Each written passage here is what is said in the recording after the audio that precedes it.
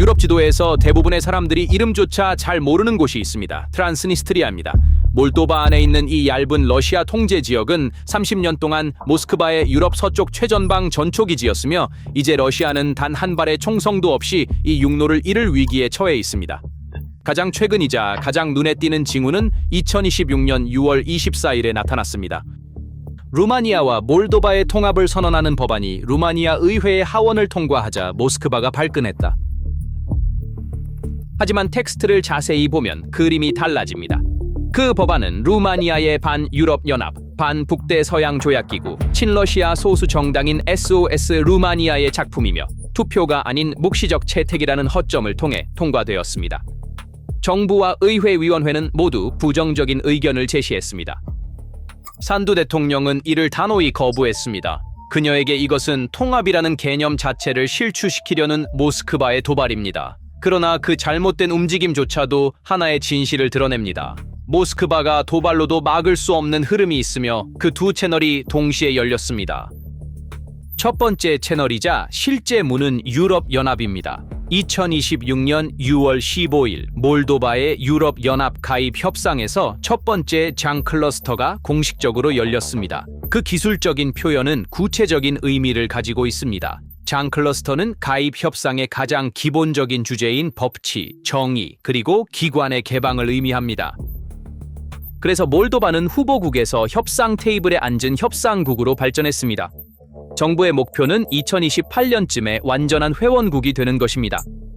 유럽의 문이 조금씩 더 열릴 때마다 모스크바의 이 지역에 대한 장악력은 조금씩 약해집니다. 몰도바는 더 이상 얼어붙은 갈등을 관리하는 것이 아닙니다. 단계적으로 해결하고 있습니다. 그러나 푸틴의 2022년 계획은 우크라이나만이 아니었다. 흑해 연안을 따라 그는 돈바스에서 오데사까지 이어지는 육로를 만들고 그 육로를 바로 이 작은 땅 트란스니스트리아에 연결하려 했다. 우크라이나의 수출 항구는 폐쇄되고 몰도바는 공영에 빠지며 30년 동안 기다려온 러시아 주둔구는 마침내 단검이 될 것이었습니다. 그러나 그 회랑은 헤르손에서 사라졌습니다. 루마니아, 우크라이나, 몰도바가 힘을 합쳐 먼저 그 회랑을 무너뜨렸고 이제 그 지대 자체가 푸틴의 손에서 벗어나고 있습니다. 우리는 곧 한 발의 총성도 없이 이 포위가 어떻게 작동하는지 단계별로 볼 것입니다. 하지만 먼저 작은 부탁이 있습니다. 이와 같은 독립적인 전쟁 및 기술 분석은 최근 알고리즘에 의해 억제되어 이 영상을 원하는 많은 사람들에게 도달하지 못하고 있습니다. 구독, 좋아요, 그리고 댓글에 한마디라도 남기는 것이 우리가 그걸 돌파하는데 직접적으로 도움이 됩니다. 몇 초밖에 걸리지 않습니다. 이제 이 조용한 전선으로 돌아가겠습니다. 그 장이 6월 15일에 열렸던 것은 몇 달 전의 조치의 결실이었습니다. 2026년 2월 몰도바 정부는 트란스니스트리아의 포괄적인 재통합 문서를 준비하여 3월에 서방 파트너들에게 제시했습니다. 이는 몰도바가 2003년 러시아의 코작 계획을 거부한 이후 작성한 첫 번째 공식 정부 문서였습니다. 3월 12일부터 13일까지 재통합 부총리 발레리우 치베리는 그 문서를 브뤼셀로 가져가서 유럽연합 확대 담당 집행위원 마르테코스와 만났습니다. 그 계획은 세 가지 기둥에 기반을 두고 있습니다. 첫째, 트란스니스트리아의 공동 재정 및 세관 규칙을 일방적으로 부과하는 것입니다. 둘째, 지역을 몰도바 경제에 단계적으로 연결하기 위한 융합기금입니다. 셋째, 가장 결정적인 것은 트란스니스트리아가 완전히 통합되기를 기다리지 않고 몰도바가 유럽연합에 가입하는 것입니다. 회원국이 되는 순간 이 러시아가 통제하는 지역에서는 일정 기간 동안 유럽연합법이 중단될 것입니다. 목표는 분명합니다. 러시아가 동결된 분쟁을 이용해 몰도바의 유럽 진로를 거부하는 것을 막는 것입니다. 그래서 왜 키시너우는 오랫동안 손대지 않았던 주제를 지금 테이블에 올렸을까요? 그 답은 손을 바꾼 실제 변수 유럽연합에 있습니다. 전쟁 초기에 유럽연합은 몰도바에 무조건적인 지원을 제공하고 트란스니스트리아 문제는 나중에 해결할 것으로 미뤘습니다. 이는 분단된 키프로스의 경우와 비슷합니다. 그러나 친유럽 성향의 PAS가 2025년 총선에서 승리한 후 브뤼셀의 입장은 바뀌었습니다. 이제는 트란스니스트리아 문제 해결 없이는 가입 불가라고 공개적으로 정기적으로 말하고 있습니다. 그래서 6월 15일에 열린 문은 몰도바의 등에 가장 큰 압박이기도 합니다. 유럽이 가까워질수록 이 지역을 해결해야 할 필요성이 커집니다. 그리고 지금 문이 열린 또 다른 매우 구체적인 이유는 헝가리입니다.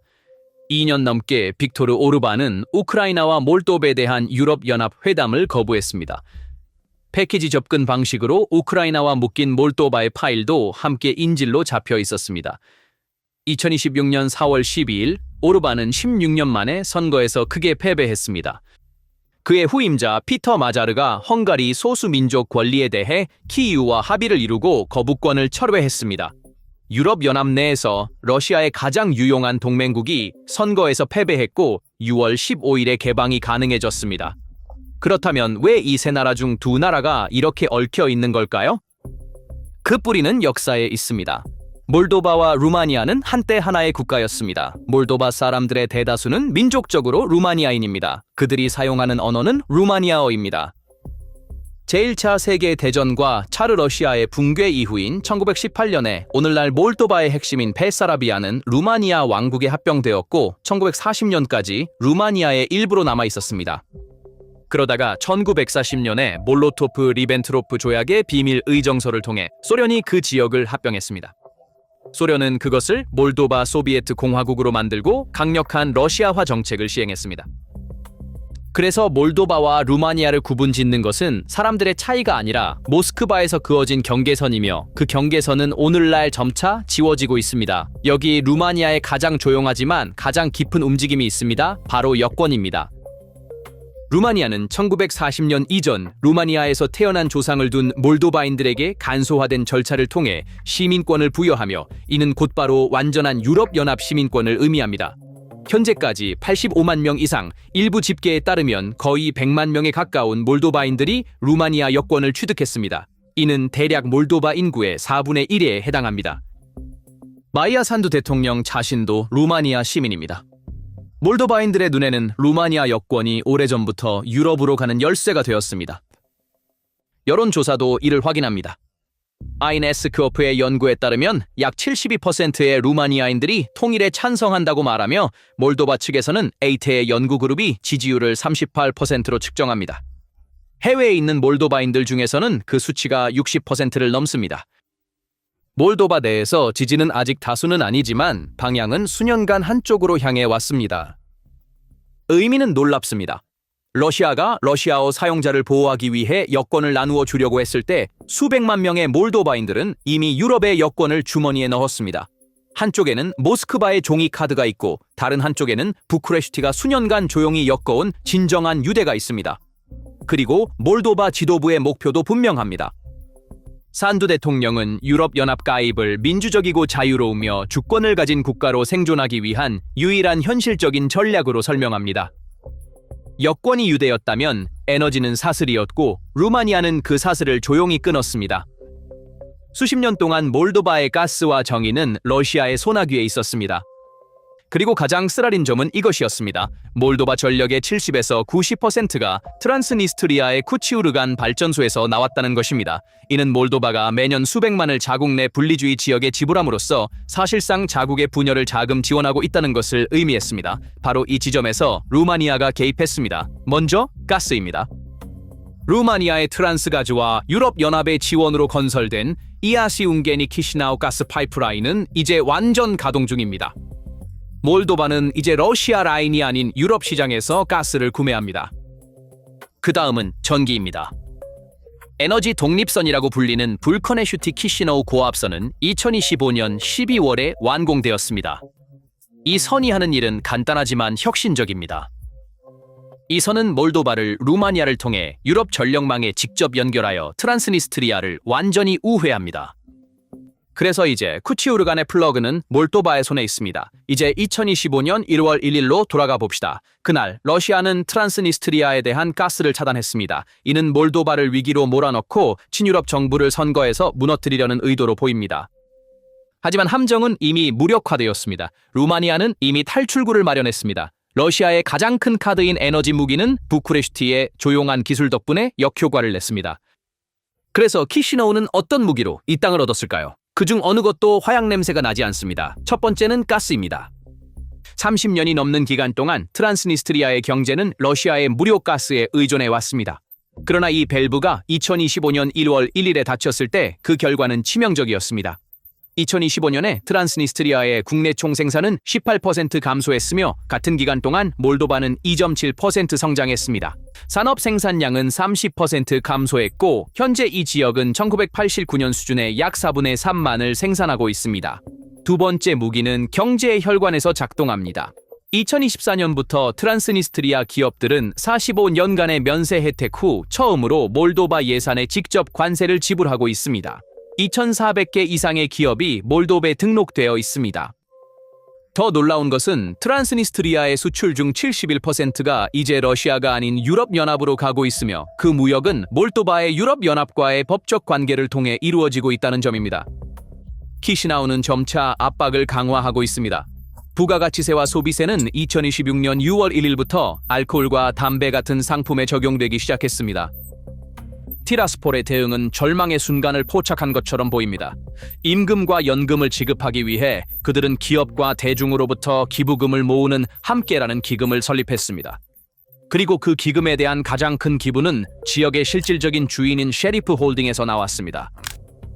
슈퍼마켓에서 통신, 미디어에서 은행, 연료에서 축구클럽까지 트란스니스트리아 경제의 거의 모든 것이 단일 회사의 손에 있습니다. 하지만 장기적으로 보면 셰리프는 선택의 기로에 서게 됩니다. 붕괴하는 러시아 시장이냐 아니면 이미 진출한 성장하는 유럽연합 시장이냐. 셰리프의 이익이 흐르는 곳으로 트란스니스트리아가 갑니다. 그리고 세 번째 무기, 가장 조용한 무기, 급여입니다. 트란스니스트리아에서 연금은 한 달에 약 1,900레이입니다. 강 건너 몰도바에서는 4,200레이로 2배 이상입니다. 매일 수만 명의 트란스니스트리아 사람들이 일하러 몰도바 쪽으로 건너갑니다. 전문가들이 이 현상에 붙인 이름은 의미심장합니다. 카라바흐처럼 소득 격차를 사람들이 이민을 가거나 통일에 동의할 수밖에 없는 지점까지 밀어붙입니다. 잠시 휴식. 이와 같은 독립적인 전쟁 분석은 알고리즘에 의해 억제됩니다. 좋아요, 한 단어 댓글, 구독은 이 영상이 훨씬 더 많은 사람들에게 도달하는데 직접적으로 도움이 됩니다. 우리는 이제 포위전의 가장 두드러진 결과로 넘어가려고 합니다. 러시아 지휘부는 트란스니스트리아 내부에서 고립되었고 마지막 카드들이 하나씩 사라지고 있습니다. 이 포위전은 가장 가혹한 군사 단계도 있으며 러시아 군대를 직접 겨냥하고 있습니다. 2026년 1월 1일부터 우크라이나와 몰도바는 트란스니스트리아에 있는 러시아 작전군 그룹 OGRB의 모든 공급선을 차단했습니다.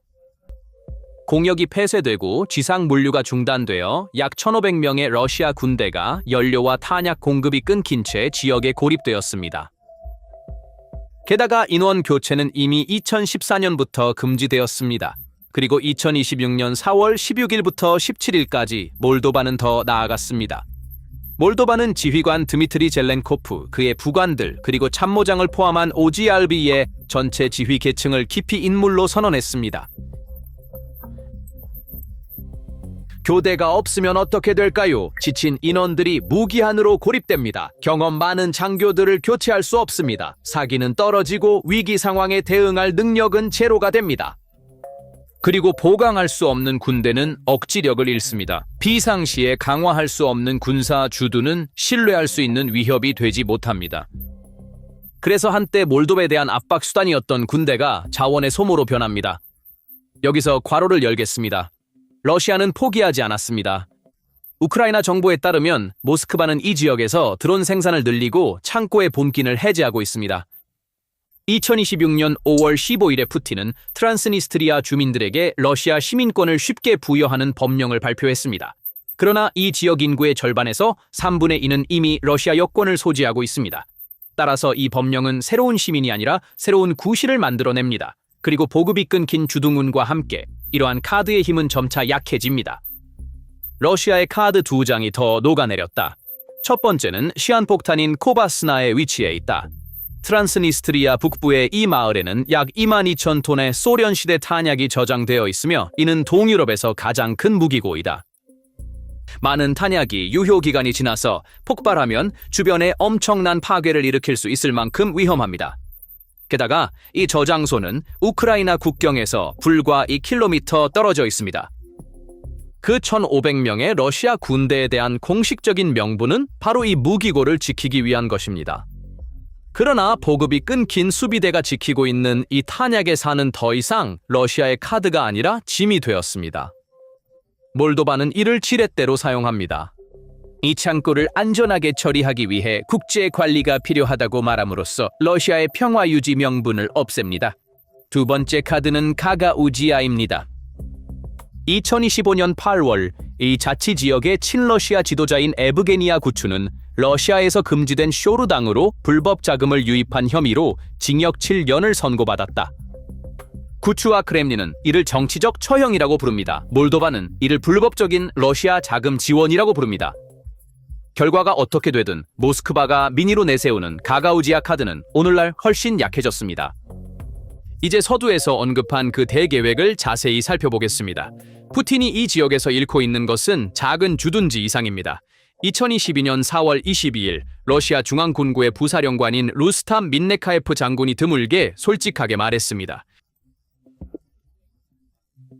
그는 특별작전의 두 번째 단계의 목표가 남부 우크라이나 전체를 점령하고 도네츠크에서 헤르손과 오데사를 거쳐 트란스니스트리아까지 끊기지 않는 육로 회랑을 구축하는 것이라고 말했다. 그 회랑의 의미는 엄청났다. 크림반도는 육로로 연결될 것입니다. 우크라이나가 곡물과 금속을 수출하는 항구인 오데사와 미콜라이우가 함락될 것입니다. 그리고 우크라이나의 해상 출구는 막힐 것입니다. 전쟁 초기 유출된 유명한 루카셴코 지도에서도 오데사에서 트란스니스트리아로 향하는 화살표가 분명히 보였습니다. 하지만 우크라이나는 트란스니스트리아에서 약 350km 떨어진 헤르손에서 러시아의 진격을 막았습니다. 그리고 2022년 3월에 이미 국경의 철도 다리를 폭파하여 그 지역에 있는 약 1,400명의 러시아군이 우크라이나로 넘어오는 것을 막았습니다. 육로 연결은 태어나기도 전에 사라졌습니다. 여기 푸틴의 진짜 손실이 있습니다. 이 지역이 그의 손에서 벗어나면 러시아는 유럽 중심부에서 자국 국경에서 1,500km 떨어진 30년간의 전진 기지를 잃게 됩니다. 더 구체적으로 말하자면 이 지역은 오데사에서 불과 80km 떨어져 있습니다. 이 지역에 러시아 드론은 필요할 때 그 도시와 우크라이나 깊숙이 도달할 수 있습니다. 그래서 트란스니스트리아는 우크라이나 남부 측면과 다뉴브 수출 통로를 겨냥한 단검이었습니다. 이제 그것은 무뎌지고 있습니다.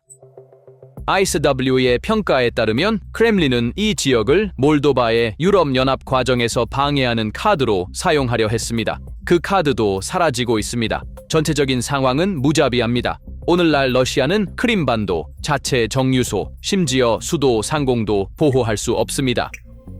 그런 군대가 어떻게 1,500km 떨어진 보급이 끊긴 수비대를 생존시킬 수 있을까요? 한때 유럽으로 뻗어나가는 발판으로 여겨졌던 트란스니스트리아는 이제 러시아의 힘을 증명하는 것이 아니라 그 한계를 보여주고 있습니다. 전체를 한 발 물러서서 보면 뚜렷한 대조가 있습니다.